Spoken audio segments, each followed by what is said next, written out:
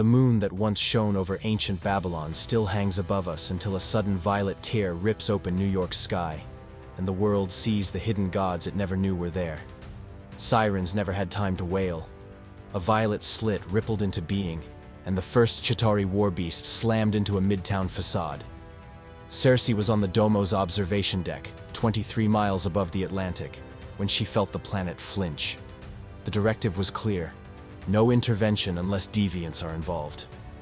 The portal wasn't deviant, but the terrified news feeds Cersei patched into her hollow bracelet showed children crushed beneath falling masonry, leviathans swallowing avenues whole, and a blue godling in golden armor laughing through the carnage. Something inside her, older than orders, deeper than fear, refused to let the slaughter write itself into history. If we break the code, we break everything. We already have. Projecting the live feed, a mother hiding beneath a taxi as the street shattered. Look at them. Makari skidded into view, vibrations humming under her boots. Gilgamesh, fists like eclipses, joined with Thena at his shoulder. Only Ikaris stayed remote, arms folded, optic blaze pulsing like a heartbeat. He wished he could be silent. The Celestials will judge us, he said. They'll judge a world with no one left to judge. Cersei answered and leaped. She landed in Times Square amid fire and glass. Her feet touched asphalt. The ground liquefied into a mirrored plain, swallowing falling debris before it reached the huddled crowd. Makari blurred through Leviathan rib cages, carving luminous tunnels that collapsed their biocircuitry, then drew a spear of living starlight and cut the alien behemoth's jaw open with a single arcing strike. Phastos seeded the rooftops with null-field pylons that hacked the Chitauri neural link. Drones fell screaming like dying locusts. Gilgamesh caught their corpses and hurled them back into the maw. Tony Stark rocketed overhead, HUD blinking in disbelief at the newcomers who fought like myths, unchained. Captain America raised a shield at Cersei's side. She transmuted the cracked pavement beneath his boots into tempered vibranium, steadying his stance for the countercharge. In 11 minutes, the portal closed, and the invasion was ash. Cameras everywhere caught the moment Cersei stepped from the smoke, hand extended to a shaking firefighter, eyes bright with tears and cosmic power. That was the night Earth learned its legends had been living among them all along. Weeks later, the world argued beneath banners that read, "Gods among us and aliens keep out." Some nations begged the Eternals to stay. Others demanded disarmament treaties written in celestial blood. Cersei addressed the United Nations, voice steady. We are not your rulers. We are your siblings older, yes, but bound to you. We broke our silence because silence would have broken you. Ikaris watched from a balcony's shadow, jaw tight. He felt Arishem's presence like a colossal heartbeat beyond the stratosphere, a warning drum. When he confronted Cersei atop the Domo, stars spinning beyond the glass, his words cut like an ion blade. You've made us saviors. Soon they'll beg us to solve every drought, every war. That path ends in worship or tyranny. It ends in collaboration. We guide, they grow. But in Ikaris's gaze, she saw the ember of something harsher. Devotion to a master neither of them had seen since the Pleistocene. He departed without another word, leaving the deck colder than a vacuum. Half a decade passed. Humanity flourished under discrete eternal aid microfusion grids from Phastos. Drought-proof crops Cersei coaxed from desert sand. Disasters halted before headlines could form. Meanwhile, in the outer dark, Thanos of Titan hunted the Infinity Stones. He studied mankind's new guardians through stolen Kree telemetry. If the Celestials' lapdogs guard this soil, he mused, then the stones shall bring them to heal. The Mad Titan struck first at Nowhere, ripping the Reality Stone from the Collector's vault. Nova Corps fell on Xandar. By the time the distress echo reached Earth, Thanos already possessed power and reality. Cersei convened the team within Wakanda's vibranium citadel, banners thrumming in the warm wind. The Avengers were there, older, scarred, yet breathing because of her choice in New York. Ikaris stood apart, silent. Arishem created us to shepherd the emergence. If Thanos slaughters half of all life, the Celestial within this planet will starve. Stopping him serves the mandate. Phastos muttered. Funny how obedience becomes convenient now. But no one challenged Icarus's agreement. Unity, even brittle, was still unity. Makari scouted Titan's wreckage, finding coordinates for a planned ambush on Morag. Gilgamesh and Thena sparred until their fists sparked heat mirages. Druig slipped unseen into the minds of Kree smugglers, bleeding secrets. In a stone garden outside Wakanda's Great Mound, Cersei knelt beside T'Challa. If we fail, tell them we tried. T'Challa pressed a hand to her shoulder. I will tell them you reminded gods what it means to care. Morag's rusted jungles shook as the Eternals arrived an hour before dawn. Thanos emerged from nebular light, gauntlet gleaming with 4 stones. The battle that followed bent physics. Icarus's optic beams hammered the Mad Titan with fury equal to any starburst. Thena's weaponry reshaped itself mid-strike glaive, a whip, a lattice of razor light. Gilgamesh caught the gauntlet hand, screaming with effort, cosmic runes burning across his forearms. But Thanos was inevitably made flesh. He twisted free, smashed Gilgamesh into the planet's crust, and laughed when Phastos's gravitic snares fractured against his pelvis armor. Reality rewrote itself. The air became glass, the ground a mosaic of memory. Thanos stepped through Cersei's transmutation wave as if strolling through a fountain. With the time stone wrested from an ambushed Strange, he rewound Gilgamesh's spine snap to break it again. Psychological torture to match the physical. Cersei felt hope shatter. Then Makari blurred behind Thanos and slipped something into the gauntlet. Druig's mental virus, a thought bomb coded to every language in the cosmos, to end this path. Thanos staggered, vision filling with 1 billion lifetimes begging for mercy. In that split instant, Cersei touched the gauntlet with trembling fingers. She didn't try to seize it, she altered its nature. Metal liquefied, circuitry blossomed into petals of gold dust. The stones tumbled free. Icarus lunged, catching the Mind Stone before it hit the dirt. For a heartbeat, victory glimmered. Then, a scarlet beam lanced from orbit. A celestial massive obsidian, crowned with crimson sigils thrust through clouds like the world's own skull emerging. Arishem's voice drowned thunder. This intervention exceeds design parameters. Return the stones. Restore the balance. Icarus's grip tightened around the Mind Stone. Torn between creator and comrades, he looked to Cersei. She raised empty hands in a silent plea. Phastos whispered. If we surrender, Thanos finishes his work. Icarus lifted into the storm, stone pulsing in the palm. Arishem, witness my devotion. He called and hurled the Mind Stone back toward the gauntlet. Cersei reacted on pure instinct. A surge of emerald energy wrapped the gem mid-flight, redirecting it into her chest. Pain seared every neuron. Knowledge older than galaxies flooded her mind. She saw the universe as Arishem did spirals of birth, culling, rebirth. She saw Earth's slumbering celestial heartbeat syncopated with her own. And she saw a path not of obedience or rebellion, but of synthesis. The air around her crystallized into geometric light. She spoke, voice layered with the stone's resonance. There is another equation, protection without destruction. Let me prove balance can exist. Arishem hesitated. Even a judge may pause before new logic. Thanos did not. He lunged for the scattered stones. Thena's blade met his throat, but the Titan backhanded her into orbit. Icarus, torn by betrayal, fired at Cersei optic fire meant to stun, not kill. She absorbed it, channeling through the Mind Stone into a dome that curved over the battlefield and stones alike. Phastos, build me hope. Phastos understood. In seconds, he forged a lattice of polarized energy cradles that held the stones equidistant, their forces canceling into a silent equilibrium.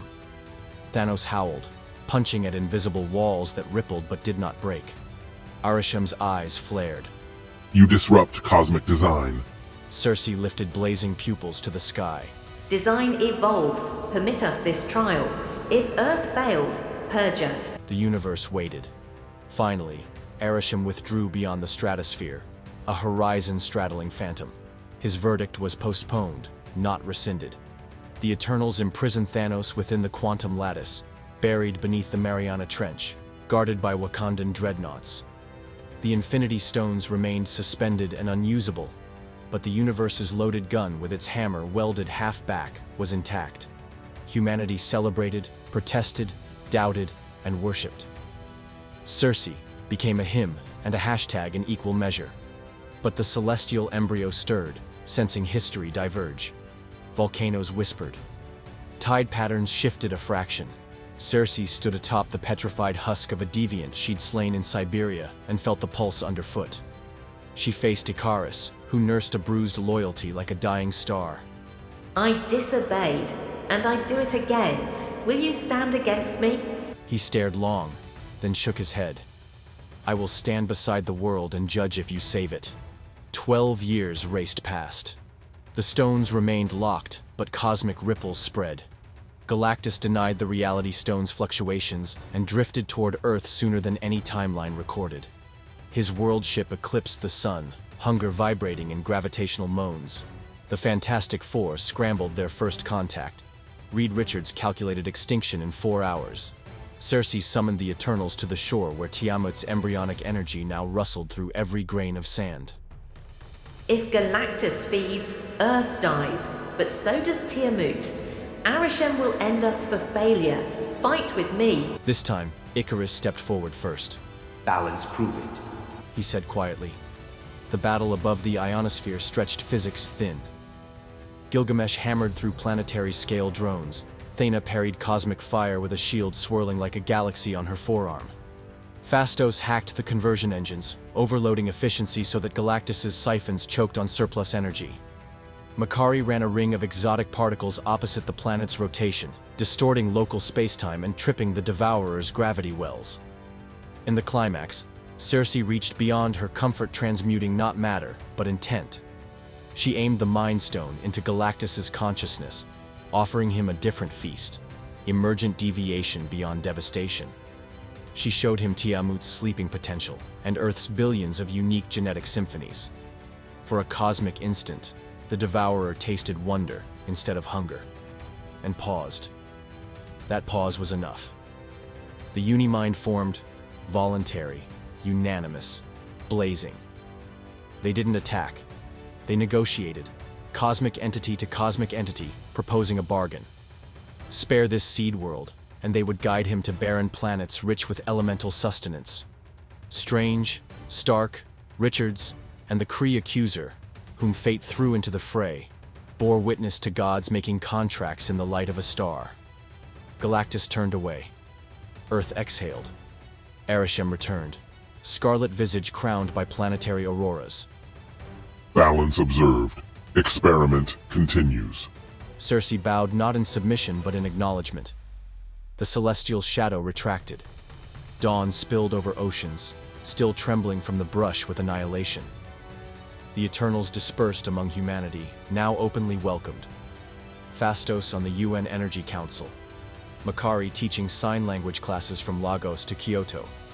Gilgamesh and Thena training first responder units to wield cosmic forges in disaster zones. Icarus, ever watchful, stood sentry at the edge of Earth's magnetosphere, staring into the dark where new threats would someday emerge. Circe walked a London street at midnight, feeling the planet breathe beneath her soles. A boy on a bicycle skidded to a halt beside her, pointing at the heavens. Are they gone? For now, but we're still here. The boy's bicycle light vanished around the corner, and Circe stood alone with the hush of an Earth that had nearly lost its future. The hush did not last. A Wakandan emergency band cut across her bracelet in Queen Ramonda's voice, steady but edged with dread. Unidentified gravitational tides were dragging satellites from their orbits. Reed Richards had already triangulated the epicenter. A mass the size of a small moon was descending behind the sun, eclipsing solar wind in an expanding cone of entropy. The telemetry left no room for doubt. Galactus had come early. Phastos brought the Domo into low orbit, while Richards patched in every telescope on the planet. Iron Man, Sue Storm, Captain Marvel, and Nova converged for a 30-second strategy relay over Latverian comms the monarch himself secretly routed. Circe felt history bending again. This time, she refused to let panic write the next chapter. She gathered the Eternals inside a holographic solarium that projected Galactus's trajectory in swirling magenta fields. 34 minutes until he breached Earth's magnetosphere. We are not enough. Makari signed, hands flicking too fast for human cameras. We are but only together. Cersei answered, steady. Then, she placed a palm above her own heart, where Maud Weary's memories rattled like broken glass. Forge the Uni Mind. Let every heartbeat in this world sing through us. Even gods must hear a choir that loud. Druig bristled. We risk madness.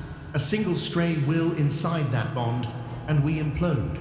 Then keep our thoughts clean. Icarus lowered his eyes and spoke a vow meant only for Cersei. I will not fail balance again. They ascended through violet auroras to meet the Devourer. Galactus's worlds unfurled like an iron blossom, miles-long petals refracting starlight into a kaleidoscope of doom. Each petal birthed gravity inverters that sank tides across 3 hemispheres. The Fantastic Four sprang forward. Johnny was a comet, and Ben was a granite fist, while Carol Danvers streaked ionic fire across the largest inverter. Phastos's constructs locked to their hulls, rewriting molecular lattices so that cosmic energy collapsed inward, knotting power lines into useless Mobius circuits.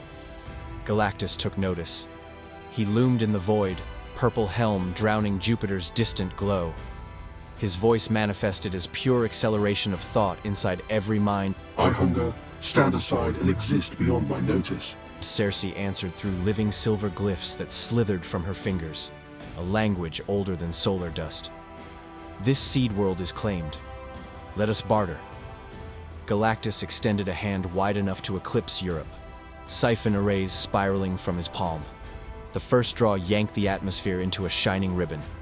2 million tons of ocean flashed to steam. She offered no more plea. Then, Gilgamesh and Icarus surged as a trident of radiance, their cosmic strikes converging on the siphon core. The impact rocked Galactus, but did not pierce his plating. Sue Storm wrapped the core in an invisible shell, throttling flow to a gasp. Phastos laced the hull with quantum chisels. Makari planted each tool faster than human sight until blue fault lines traced a map of potential unmaking across the siphon lattice. But Galactus had studied rebellion for ages. He bled antimatter through the fissures. Each chisel became a bomb. The backlash hurled Gilgamesh into lunar shadow and shredded 6 Wakandan gunships in atmospheric ascent. In New York, emergency broadcasts pleaded for calm as lightning-barbed meteors, molten fragments of destroyed satellites rained across the Hudson. And in that chaos, Crow struck. The deviant warlord tunneled from beneath Baku Mountain, where his brood had gestated unseen, absorbing leftover Chitauri biometal and hacked Stark drones. Crow's shapeshifter vanguard erupted near the site, where the Infinity Stones lay imprisoned beneath 12 miles of water. He had one aim: free Thanos, harvest the stones, and purge both Celestials and Eternals in a single sweep. Crow broadcast on every channel. While gods quarrel, we reclaim the world their arrogance denied us. Phastos's sensors screamed. The Uni Mind could not form while deviants threatened the anchor chamber. Harmony would fracture on contact with their genetic chaos. Icarus prepared to dive earthward, but Cersei placed a hand on his arm. Balance means both fronts, she said. She turned to Druig.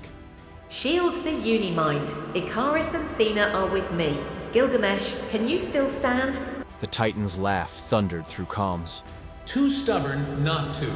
As the Domo knifed back into the atmosphere, flaming like a newborn comet, Makari dashed across falling debris, catching children mid-air and delivering them to disaster cells she and Shuri had rehearsed for such impossible nights. Sue Storm cradled the siphon core inside ever-smaller force spheres until pressure turned it white-hot and silent. Reed redirected solar collectors to overload the world ship's secondary inverters, buying minutes but not victory. Under the Pacific, Crow's biotech torpedoed into the abyssal vault. Thena speared the foremost Leviathan hybrid through its gullet. Molten ichor hissed dark between waves. Icarus carved plasma corridors that sealed behind him in obsidian glass, forcing deviants into kill zones where Cersei transmuted seawater into unbreakable diamond prisons. But Crow was fluid malice. He slid through vents as living mercury, infiltrating chambers where quantum stasis kept the stones in suspended cancellation. Phastos activated his failsafe. 12 counter-rotation fields wove a knot of space around the vault. Any infinity signature outside that knot would short-circuit reality, annihilating user and gem in the same breath. Crow spit contempt. Your toys cannot enslave destiny. He lunged for the gauntlet cradle. Druig's presence slammed into Crow's cortex like a cathedral bell. Yield or sleep forever. Yet deviant minds were built to mutate. Crow fractured his own neural map, splitting personalities like shards, so Druig's influence snagged only ghosts. Crow's primary ego surged onward and claws spread. Cersei stood before him, palms bare. This world still has room for you. Help us stop the Devourer and share in what comes next. Share. You share extinction. Accept oblivion with the rest. He struck. Matter transmutation met adaptive genome. Cersei tried to bind his cells into stasis, but Crow reconfigured, bones weaving into nanoblades that pierced her shoulder. Blood drifted crimson, then turned gold as her cosmic energy sealed the wound, yet pain staggered her focus. Icarus barreled in, fist solar hot, hammering Crow into the stasis field. Deviant flesh met counter-rotation. Space screamed. Crow disintegrated not in flame, but in geometric ripple, each shred spiraling into micro-singularities that devoured themselves. The vault shuddered, but the stones remained locked, humming like caged thunderstorms. Above, Galactus grew impatient. He deployed the ultimate nullifier miniature apocalypse forged from cosmic truth. Reed's voice cracked through every channel. If that device discharges, existence unravels. Gilgamesh barreled against Siphon arms, only to be swatted toward re-entry. Carol Danvers intercepted, stabilizing his spin, but turbulence stole her momentum. Phastos hailed the team. Failsafe complete. Uni Mind can form if we risk it. Druig's psyche flickered from strain. We have 5 billion dissenting thoughts screaming downstairs. I can't hold them all. And Cersei, bleeding starlight, spoke into every eternal mind. Then we do what we were born to do. Elevate life, not overwrite it. We invite them. She opened her consciousness through Druig's network. Permission rippled outward like dawn. Humans, mutants, Inhumans, Atlanteans, even Asgardians listening from orbit felt a tug-knot compulsion, but opportunity. Lend us your fear, your hope, your right to survive. Across the planet, billion-fold sparks answered. The Uni Mind ignited. Cersei was everywhere. A nurse in Karachi steadying a generator. A firefighter in Sao Paulo lifting rubble. A Wakandan child reciting equations she barely understood. Through a shared will, they sang a single instruction: preserve harmony, redirect hunger. The Uni Mind swelled around Earth in auroral bands, funneling into a spear of pure intention that met the nullifier's barrel a heartbeat before discharge. Galactus staggered as foreign willpower surged up his air, billions of mortal pulses that felt like supernovas in aggregate. The nullifier dimmed. Into that hush, Cersei injected vision. Barren exoplanets rich in cosmic radiation, each a feast with no life to kill. She wove images of mutual equilibrium, the Devourer as gardener, sterilizing excess celestial seeds instead of living worlds. A proposal, not a command. Galactus's eye lights flickered. Eons of primal hunger wrestled with nascent curiosity. The Uni Mind held him in impatient respect, not chains. At last his mental voice quieted from thunder to distant tide.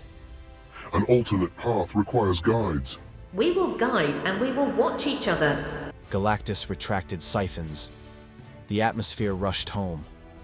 The ultimate nullifier folded into non-existence with a sigh like ancient doors closing. He turned, world ship petals furling, and drifted sunward toward the coordinates she had painted with thought. The Uni Mind dissolved. Minds returned to skulls, heroes to bodies, oceans to rightful beds. Cersei collapsed into Icarus's waiting arms.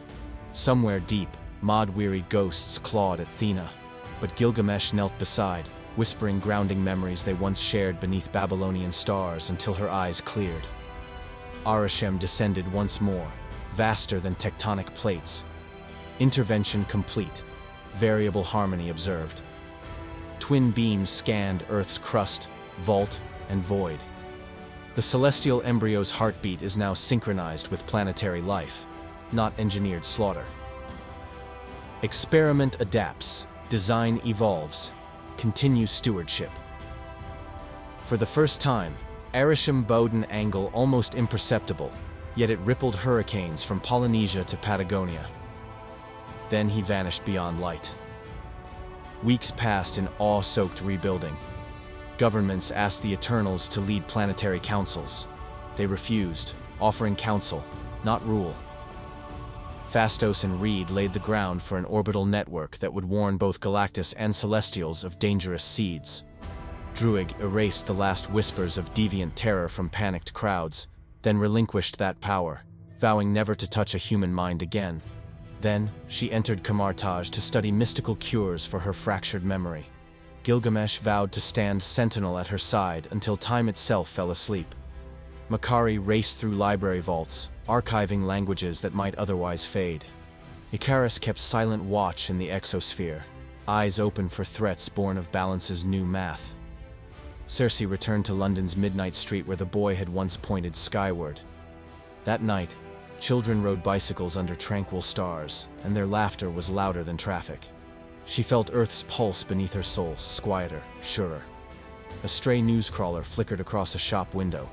Global Day of Coexistence declared.